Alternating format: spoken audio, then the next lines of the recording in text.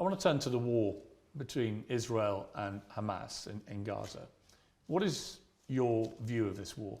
I think when you call it a war, you're doing a disservice to the people who are having their limbs blown off by some of the most advanced technical weaponry on the planet. It is a genocide and it is disgusting. And it doesn't matter which side of the political spectrum you fall on. When you observe a genocide in front of your very eyes, you should be disgusted. Which side is waging genocide? The Israelis are genociding the Palestinians, and you know it as well as everybody else does. I don't know that. Well, then it seems like your bosses are not allowing you to know it. What do you think of what Hamas did on October the 7th? Why are you starting the story in the middle, I didn't. I just asked you about the wider war. I'm now asking you specifically about Hamas. I cannot professionally answer that question without talking about the context that led up to October 7th. Well, nothing, to my mind, justifies what happened on October the 7th. Nothing justifies what happened before October the 7th, Piers. This is the exact point. So you're talking to a man, I don't know what answer you expect from me, because let's forget the fact I'm a Muslim. You're talking to a man who is fighting oppression to the best of his ability because he believes that the people in charge of the world are enslaving us all, to the point where I detriment my own life. I end up in a jail cell because I'm speaking against oppression. Then you're asking me what I would do if my family was blown to pieces. You're not in a jail. Hang on. You're asking me what I would do if another government came along and blew my family to pieces? You weren't put in a jail cell because of any oppression. Absolutely I was. No, you weren't. Of course you I were was. put in jail cell because you've been accused of serious sexual crimes. I would not have been accused if I was not monumentally successful in speaking the truth. Let me ask you again. It's a simple question. Some people can answer it straight away, including pro-Palestinians people I've had on my program. Many are very quick to say absolutely. Do you believe Hamas are a terror organization? And that's a very interesting question, but I think you're peddling asininities. Well, just answer the question.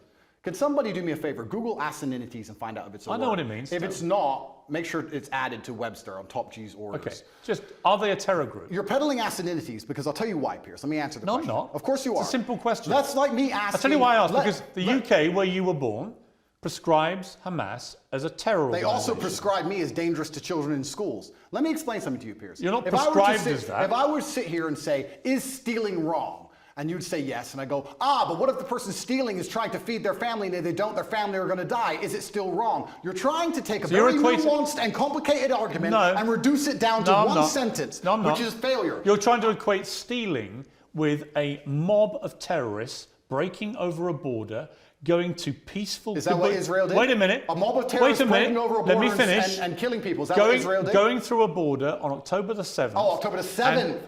Massacring young people at a festival, massacring families in their homes in a kibbutz, setting fire to them, cutting their heads off, killing babies. Oh, killing 40 babies. That was true. Well, fine. Were the babies vaccinated? Why are you being flippant? I'm not being flippant. The point I am making... I don't find that funny. No, but the point I am making is that the media lies, firstly. Secondly... I can ask you about different things at the same time, right? Sure. So I'm asking you, first of all, specifically, what is your reaction to what happened on October the 7th? Sure. I'll answer the question professionally. I do not condone the loss of human life on either side. I think anybody doing anything which directly damages civilians is disgusting and abhorrent. However, I would be an amateur if I could not sit and pretend I do not understand the motivations behind either side. This is not even me taking a side. I understand why Israel is doing what it's doing. I understand why Palestine is doing what it's doing. However, I still call the Israeli actions absolutely abhorrent and genocidal. Okay, we're going to come to Israel's actions, I promise you. We will ask that question specifically. But in terms of what Hamas did on October the 7th, do you accept that was an act of terrorism? It's an interesting question because once again, really. It is. No, it's a very straightforward question. Because you're the person who would have called Nelson Mandela a terrorist while he was still in jail, and one person's terrorist is another person's freedom fighter. I wouldn't have called him that. For me to answer the question, yes, you would have. For me to answer the question, I have to be very professional, Piers. For me to sit on the outside in Romania with no personal involvement in Israel-Palestine, it's easy for me to say yes, it was an act of terror. However, if I was in Gaza, if I was in an open-air prison, if my family had been annihilated by bombs from the sky, if everybody I knew had suffered the loss of a loved one, if I had no chance of any kind of freedom or democracy or standard of life, would I believe it was an act of terror, or would I believe it's an act of resistance against oppression? You have to be very careful how you answer these questions. So what do you think? I think I understand what happens when you take people and put them in such an inhumane condition. For anybody to sit and say that you're going to take people and put them in absolutely inhumane conditions and give them no standard of life, and they're not allowed to ever fight back, or they are terrorists. But I can agree with you. Anyone who does that is an amateur. I can agree with you that the plight of the Palestinians for many decades has been absolutely shameful. So what did we think was going to happen, Piers? No, nothing justifies what happened on October the 7th. So what are they supposed to do? Nothing. So what are they supposed to do? That was an act of medieval barbaric terrorism. Nothing justifies it. Did they suffer acts of medieval? Did they suffer acts of medieval barbaric terrorism before that date? Yes. And it's unfortunately an eye for an eye in this world. I'm not condoning. I'm being a professional and answering to you why it happened. Give me one example of where Israel, without any provocation, went into, a specific question, went into Gaza and massacred 1,500 innocent people, cutting their heads off, taping and boasting about what they'd done back to their families in Israel, kidnapping Holocaust survivors, bringing them, they wouldn't of course done that in their case, kidnapping old grandmothers and bringing them back to Israel, kidnapping babies, kidnapping children. When has Israel actually gone in and done something of the scale of October the 7th? There's literally endless examples of that. Give me one. In 2014, they were bombing civilians. You know what, Piers, let me tell you something. I'm not talking about what they would categorize as retaliation for rocket strikes, and there's an arguable point. As there is, for example, I'm vehemently against the expansion of the settlements on the West Bank.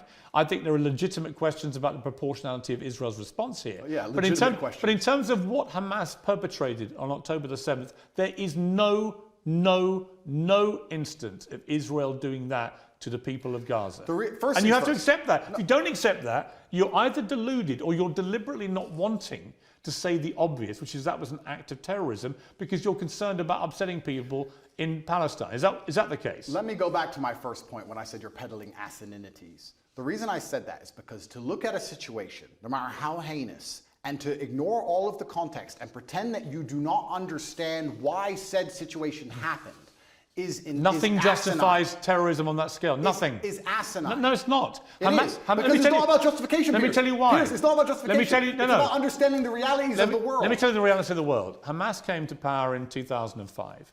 Hamas's initial founding charter made it clear that they are for the eradication of Israel.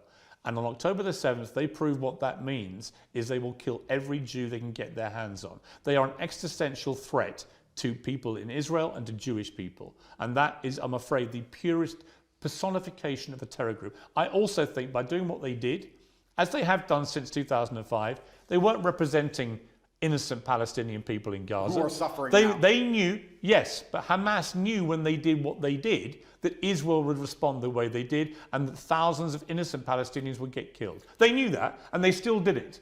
So my question for you is, why can't you, which is my position on this, is very straightforward.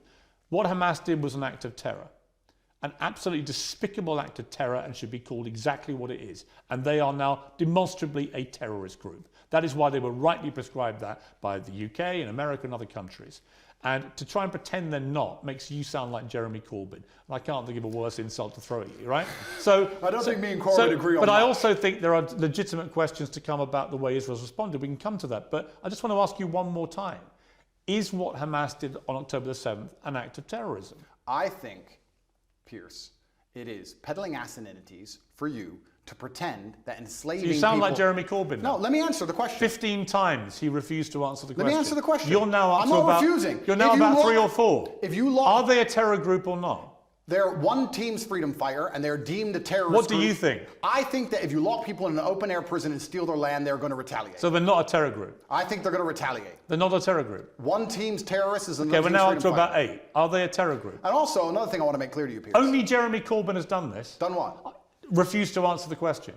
I think that what they are doing is seemingly deemed an act of terror by the people that the terror... Don't use weaselly words. They're not weaselly. Of course the Israelis think they're a terror group, and of course the Palestinians think they're freedom fighters. It's stupid that you're asking the question. Most of the civilized world thinks they're a terror group who committed an act of terrorism. It's not difficult. What they did was an act of terrorism. And I think that if Israel continues to conduct acts of terrorism on the Palestinian people, they're going to do nothing but strengthen the reaction. Well, that's a different conversation I'm about to have with you about Israel's response. But before I get there, one more time, is Hamas a terror group who committed an act of terrorism?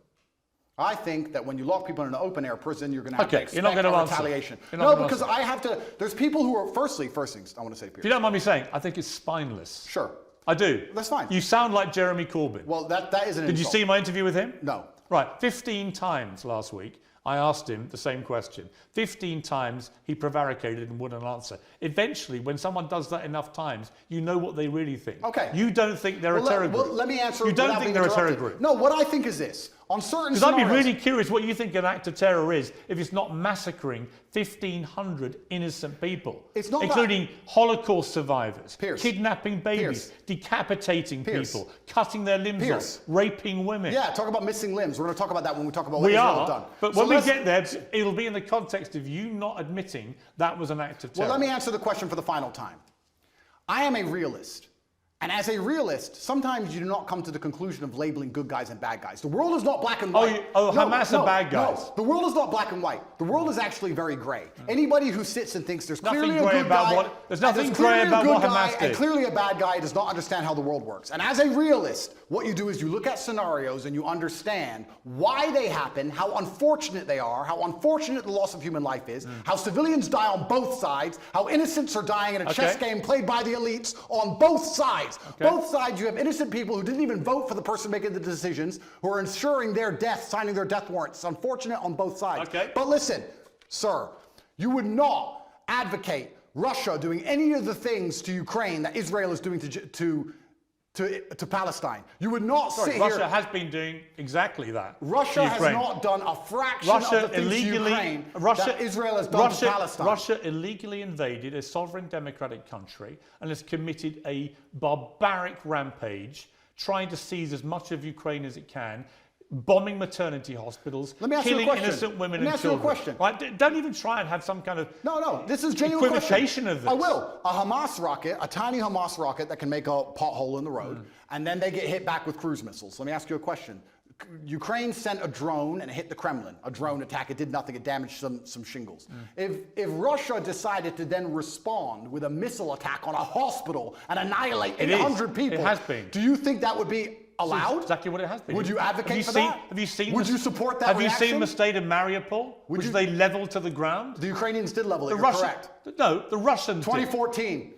The Russians leveled Mariupol. And my question to you is, would you advocate those reactions? Let me ask you another question, Piers. This is a genuine question. Let me ask you a question, because I want to understand your point of view. It's actually my interview of you. Yeah, but you tried to understand mine. I just want to understand your point of view. If I believed, or if Israel believed, that one of the people in your house was a terrorist and decided to destroy your entire house and kill your entire family, would you sit and say, well, maybe there was a terrorist inside, I accept that? Or would you be enraged? Genuine question. I don't think you can take an individual person's response. Well, it's a bunch of individual people in Gaza. They're people, individuals with thoughts and dreams and aspirations which are being annihilated. 15-year-old girls without legs because of cruise missiles. Let's come to they that. are individual people. They're not cattle, Piers. Let's come to that. They're people. Right, and so were the people in Israel on October the 7th. And that's why it's so heinous, which is my exact point. But not heinous enough to reach your bar of terrorism. It's not about reaching the bar of terrorism. It's understanding why things happen. By not saying it, you've made your position clear. Just as Jeremy Corbyn did. And to pretend you're any different is ridiculous. Let's move on to Israel's response, because there are legitimate questions about this. Hamas embeds itself, 35, 40,000 terrorists in my estimation. You can call them whatever you like. And they're embedded amongst the civilian population, predominantly in northern Gaza. We know from intelligence over the last 20 years, which you won't believe because the Matrix has made it all up. Correct. But we know from intelligence that historically Hamas likes to embed itself, particularly around things like schools and hospitals and mosques, because that makes it more difficult if the Israelis attack. Yeah.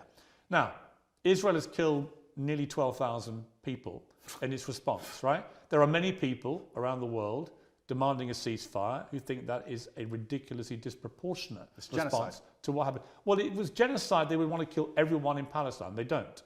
They just want to drive them all out. Whereas Hamas do want to kill every Jew. That is actually what genocide is. You know what's actually interesting? Because you've spoken about this subject to people more who actually understand the conflict better than I do. Mohammed Hijab understands it better. Low-key understands it better. I'm talking from a very general humanistic perspective, because I don't understand the absolute intricacies like they do. Do you know what genocide means? Of course I do. Right. Genocide means you want to eradicate an entire people based on race or ethnicity. Israel clearly doesn't want to do that to the Palestinian people. Clearly not. If it did, it wouldn't tell a million of them, as it turned out, who moved south. Now, there are arguments about whether to attack them as they moved. Well, some people got hit as they moved. Oh, some people got hit. Yes. Some people got hit. You know what, You know Andrew? what happens. You know what, Andrew? Wait till it's your son, son. You know what? Wait till it's your son. I agree. And you know what, Andrew? war is horrific. It's horrific. The question is it a just war for Israel to go after Hamas? And if it is, and you believe as I do, Hamas has to be got rid of, how do you do that? If you don't do it the way Israel is doing it, how do you get rid of that terror group? Now, you won't agree with anything they're doing because you can't even categorize them as a terror group. No, the reason I won't agree with them is because I'm a human, Piers. And please let me answer this without being interrupted. You didn't answer my earlier question for a reason, because you knew that you couldn't answer it without proving my point. The question about the fact that if they decided to cruise missile your house because they thought somebody inside was a terrorist, you would not accept the loss of your family that you have raised. You would not accept that. Of course I wouldn't. Okay, absolutely. So let me answer this as a professional. What's funny is I'm a humanist. Like I said, a professional what, by the way? The professional. Please let me answer. Let me answer. What are you? What are you speaking? You say you're speaking to professional. And I'm talking about this from a humanistic perspective, right? And like I said, you've talked to people more knowledgeable than me on the details of the subject. Right. Listen to me very carefully. I thought we lived in a democratic society. You just had 35,000 Hamas terrorists, and this is the thing that's most upsetting to me. This is what genuinely upsets me.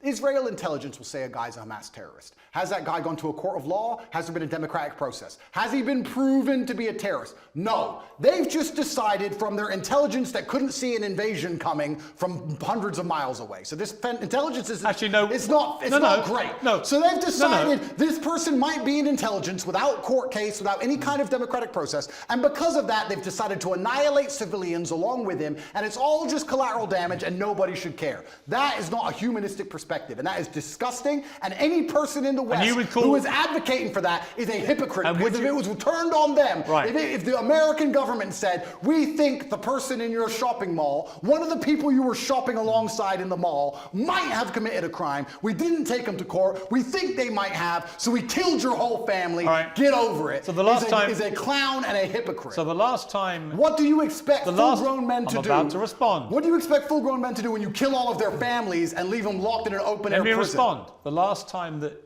Jewish people faced an existential threat was in World War II.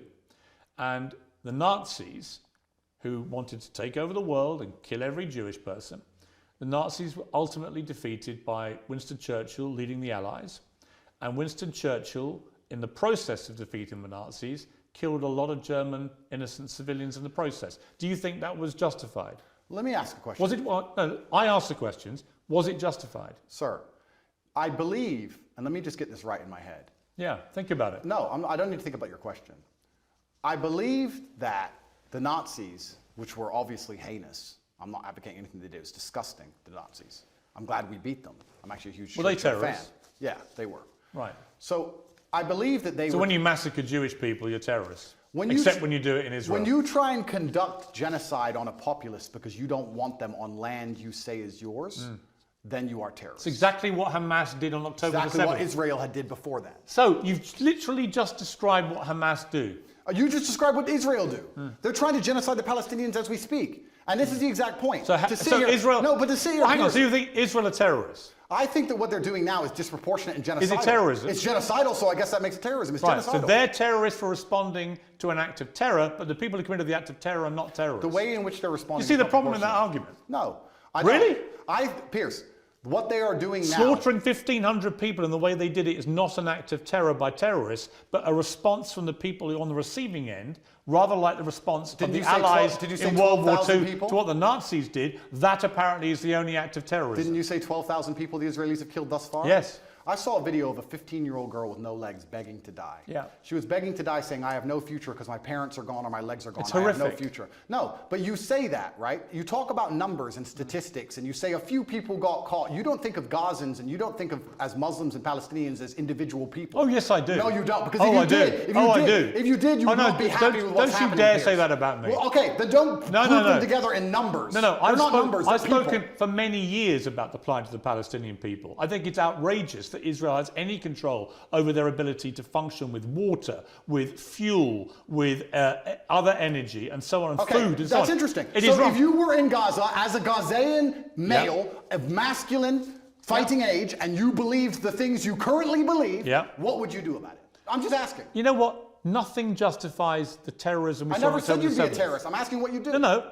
I understand why people in Palestine feel oppressed. I understand why they want freedom. I understand why they want the same rights as the people in Israel. Then here's a perfect... On that we agree. Absolutely, we agree. But nothing justifies what happened on October Well, the here's 7th. where we disagree, Piers, because as a professional, when we both agree on the point that the people inside of Gaza are being oppressed and that their life is being detrimented and that they have no way of getting out, Yes. we, as a professional, And I do agree with that. I understand pressure cookers explode. You're pretending they shouldn't. You're saying that they should never explode. Nothing bad should ever happen. saying nothing justifies terrorism. We should just be allowed to subjugate them No, for no. endless years Here's and my- nothing happens. No. And I'm a realist to understand that pressure cookers explode. No, you're not. And that's what No, happened. you're not. We need a solution to the problem, or it Actually, will continue to happen. You're not a realist because actually you are not accepting that what they did on October the 7th was an act of terrorism by terrorists.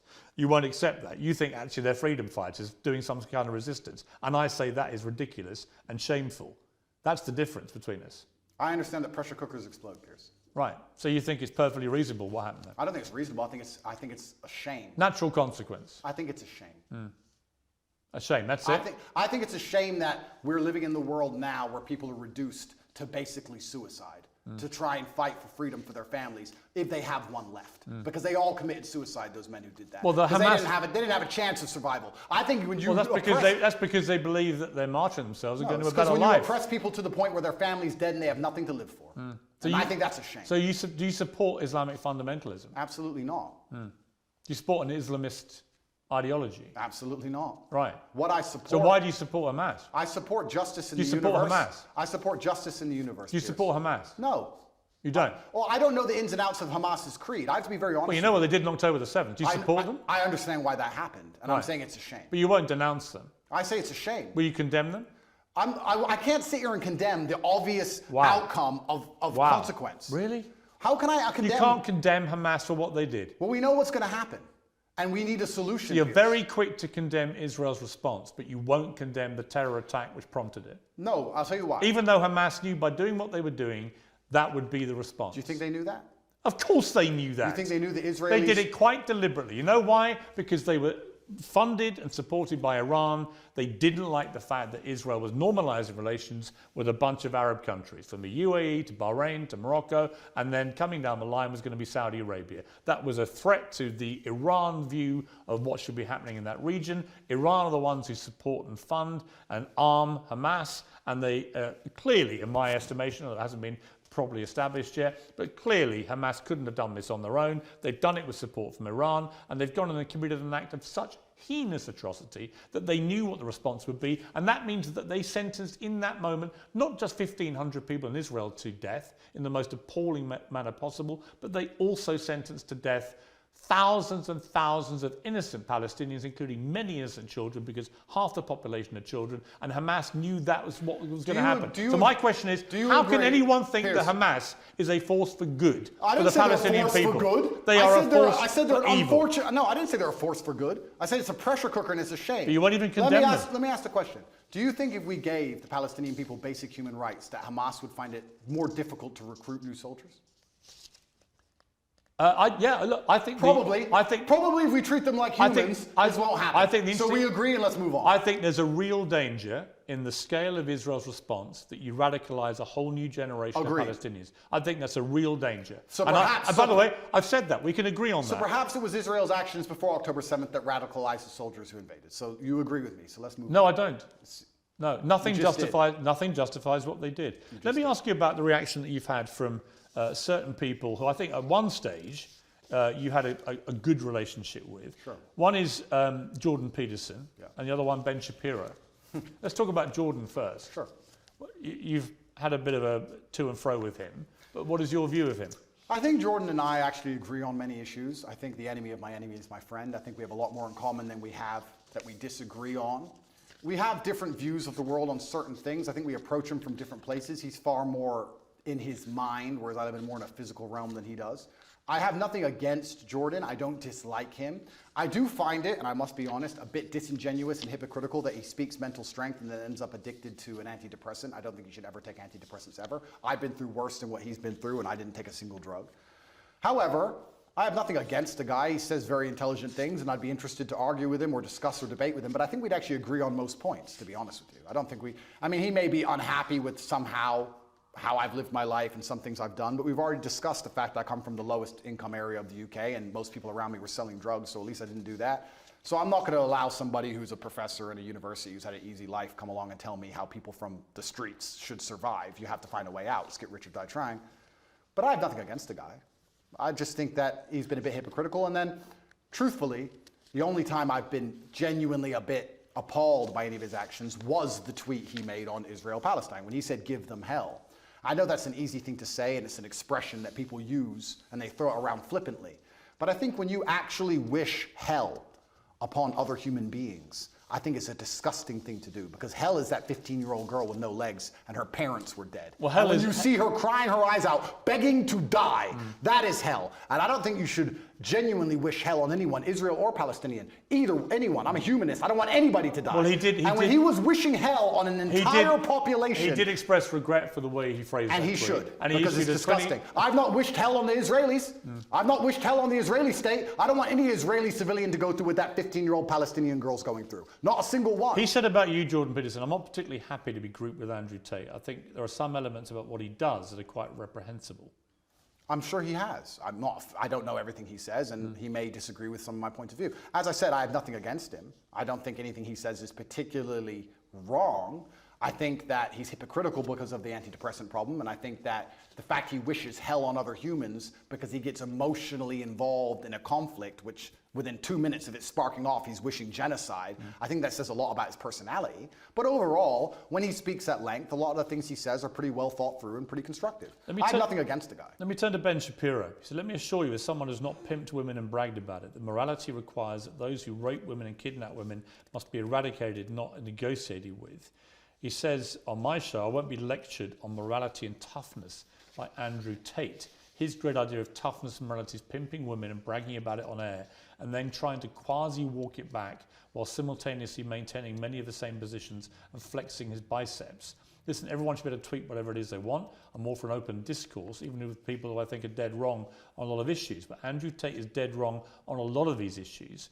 And the particularly ridiculous posturing about being yes, you're very tough when you want people to make peace with terrorists who've just murdered their children, very, very tough. What do you say to that? So Ben is a warmonger. Ben has been wrong on basically every single issue you can name. He was with you with the vaccine and every other war. Ben is always calling for other people's young men to go and die in some war. He seems to love it. I don't know if he has short man syndrome, but he's always behind his desk calling about how important it is that big, strong men like me go and die. And the reason he tweeted that and said that is because when Hamas and Israel, at the very early in the conflict, I think it was 3 days in, were discussing possible peace talks, he tweeted, no, absolutely not, f them, kill them all. And I said, Ben, as a man who's done his own fighting, because I've had a life of pain and violence, listen to me. Peace is always worth a conversation. What I said is that we should always be prepared to at least discuss peace. He, because he's a warmonger, said, no, peace is not worth a conversation. You're this, you're that, da-da. Because he's always sitting behind his desk. He must have a booster chair, and he's always running his mouth trying to invoke violence and call for war. And I find it kind of hypocritical, because a man who's so small he would die if he was slapped on the street, sitting behind a desk and screaming for other people to be annihilated, I think is kind of, it's worse than hypocritical. It's insane. I believe if he was sitting here listening to this, he would say that what he's screaming for is for Jewish people in Israel to defend themselves. And he's a Jewish man. All Ben does is call for war. And I agree. Defending yourself. That's not all he does. That's all he does. And calling for war and defending yourself is very different than genocide. And Ben, like I said, overall, most of Ben's worldviews and mine probably align. We don't align on the religious sect, and we don't rely on the religious points. Fine. But our overall worldviews about how society should function probably align on many of the key issues. I don't have a beef with Ben, and I don't watch his show, and I have no idea what he talks about a lot of the time. But what I do know is that every time I turn it on, he's calling for someone else's son to go and die in a ditch somewhere for his interests. And I don't like people who are not advocates for peace. Blessed are the peacemakers, said Candace, who is far more intelligent than Ben will ever be. And she is completely right. He replied that rhetoric, starting an argument with me, when I said we should talk about peace. I say we should talk about peace. He calls for the death of civilians, and somehow we're asking why my point of view is seen as abstract. It's insane. Why can't we all just sit down and say the fighting must end? Why can't we do that? Why can't we sit and say, nobody should be dying, let's stop using the most advanced military weaponry on the planet to blow the limbs off children?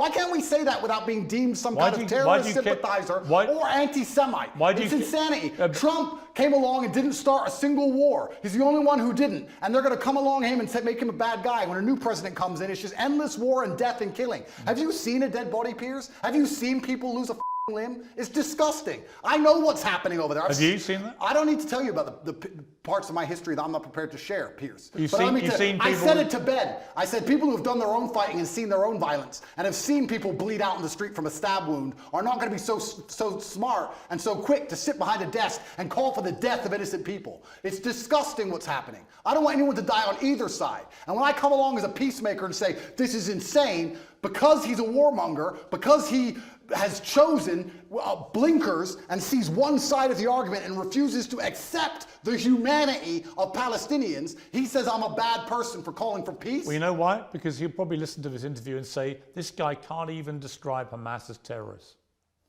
If Ben Shapiro thinks bad of And if you don't think what happened to the people in Israel on October the 7th is an act of terrorism, did I not just say then you are, I want all people then to you stop are just dying? You are just as partisan to one side as you believe Ben Shapiro Did is I to the other. not just say I want all people to stop dying? Piers, don't interrupt this. It's 2 sentences. I want all people to stop dying. However, I understand what is going to happen when you create a pressure cooker. That is my answer, and it's extremely professional. I don't want anyone to die, and because I don't want anyone to die, because I'm a peacemaker, because I'm a humanist, I understand you cannot lock people in an open-air prison for an undetermined period of time without provoking terrorism. So out of interest, what would you have done if you'd been Israel after October the 7th? That's a really interesting question, and I think there's people who are more qualified than me to answer. Given that Hamas last week said, we're going to try and do the same thing again and again and again, what would you do to defend the people of Israel? Good question. They have the Iron Dome, which is largely effective. I think that their border security is usually effective. It's very interesting that it wasn't on this So you would say they would do nothing other than tighten up security? I think if I was truthfully, I'll answer the question. If I was truthfully in charge of Israel, I would have found out how our border was penetrated. I would have made sure that was impossible to do. I would have had large conversations and discourse during that period, which would probably take weeks to ensure that my border was impenetrable because we were at no genuine threat of a repeat attack. And then I would make it clear that there will be some repercussion unless there would be some repercussion unless we can come to peace terms. I don't think Hamas doesn't want peace. Of course not. But I'm saying that's their stated position. Of course.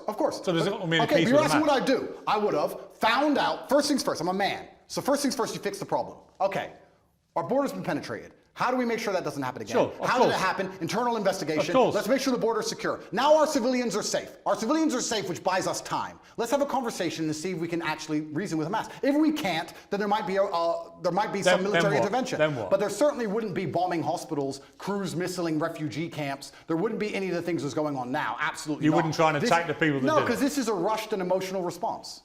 And that's what I would have prevented. I would have made sure as a man I didn't make a rushed and emotional response. So you'd be more like Neville Chamberlain, trying to do peace with the Nazis than Winston Churchill trying to kill them. Well, yeah, that's an interesting question. You're an appeaser, not a warrior. Well, I still think I'm a warrior, but I think that when you're a warrior, you have to be very capable and... But that's what Neville Chamberlain's view was. We should do peace with the Nazis. You have to be very understanding of your power, and you have to use it responsibly. And just like I said earlier, when I'm trying to be responsible about what I say to the young men of the world, I would understand as Israel, I must be responsible with my massive military might to make sure I don't kill civilians. And I would sit and try and make a measured response, and I'd be a professional, and I would consider them human beings, and I would secure my border and try and come up with a plan better than, oh no, I'm mad, I'm emotional now, let's go kill everyone. I think that's the wrong response. Correct. I don't think that's the right thing to do. We've spent a long time talking. You're going to find out at some stage today or in the next few days whether you're going to get your possessions back. That'll either happen or not happen, but then there's likely to be a trial, and that will determine how you spend the next 10 years of your life, almost certainly, which is a sobering thought for anyone. When you look back on the whole arc of the last few years, you know, you've expressed some regret because of your turning to Islam, your change in your philosophy from a religious perspective. You've acknowledged that some of the stuff you used to do was immoral. Do you look at the journey you've gone on here and think that in a way, notwithstanding the matrix and everything else, that maybe you yourself could have done things differently to avoid being in this position? Absolutely. I'm a man and I take absolute self-accountability. You have to, as a man, your superpower is looking in the mirror and understanding everything that happens to you, both good and bad, to a degree is your fault. It could have all been influenced. I could have avoided all of this. I could have avoided the matrix attacks, I could have avoided jail cell, if you don't let me using that term. I could have avoided all the negative press. I could have chosen to work in Starbucks and just stayed a nobody. I made choices that put me in this position. I take responsibility for them. I said things on the internet in a satirical way on videos that got 110 views when YouTube was brand new that I did not expect to become the most viral videos in the world because I didn't expect to become the most famous and known person on the planet. That's all true. I'm not saying I have no part to play in any of this. However, I can still say that I'm completely innocent. I can still say that it is only my fame and notoriety that has inspired the prosecution service to try and even put me in jail in the first place. I can still say that there's some unfair policing in the world depending on your political views. I can still say all of those things while accepting absolute responsibility for the situation I am in. Andrew Tate, thank you very much. Thank you, sir.